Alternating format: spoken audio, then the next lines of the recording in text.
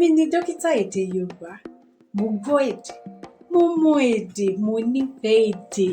Èmi gangan lèdè tí ń kọ́ni lédè Yorùbá lójúlówó.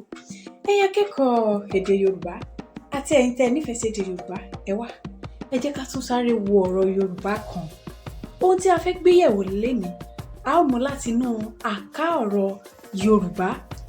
Àká ọ̀rọ̀ Yorùbá ni àwọn ọ̀rọ̀ ìjìnlẹ̀ Yorùbá. Ibẹ̀ ló sodo sí àwọn ọ̀rọ̀ tá ò fi bẹ́ẹ̀ gbọ́ níta mọ́, tá a lò mọ́ tó ṣe pé iṣẹ́ wọn kò tán nílẹ̀. Fún ìdí èyí, ó yẹ ká mọ̀ wọ́n, ó yẹ ká máa sọ wọ́n, ó yẹ ká máa lò wọ́n. Ohun tí mo mú wá lénìí ni Yorùbá ń pè ní àmùṣùà. Rédòdòdò, àmùṣùà. Kí ni ìtumọ̀ ọ̀rọ̀ yìí? Ìtumọ̀ ọ̀rọ̀ yìí ni a lè pè ní àpà. Ènìyàn la máa ń lò fún.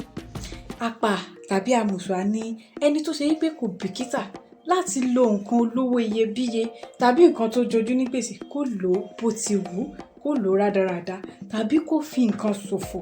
Nǹkan tó yẹ ká tọ́jú, ká ṣe lọ́jọ́ síbí kan, á kàn lò bó ṣe wù ú.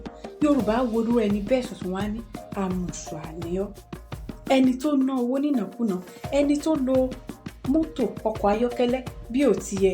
Yorùbá kò ní dáríjì, wọn ní fọwọ́ ra lórí, wọn á ní àmùṣùà òun ni ọ́. Ǹjẹ́ èyí tí ẹ máa ń lò tí ẹ bá rí irú ẹni tó ṣe irú èyí, ọ̀rọ̀ wo lẹ̀yin máa ń lò tẹ́lẹ̀ kó tó di pé ẹ gbọ́ èyí? Jẹ́ kí n fòwe kan gbà nídìí. Yorùbá wípé a kì í pe ni lámùṣùà ká tó máa fàṣọ jóná.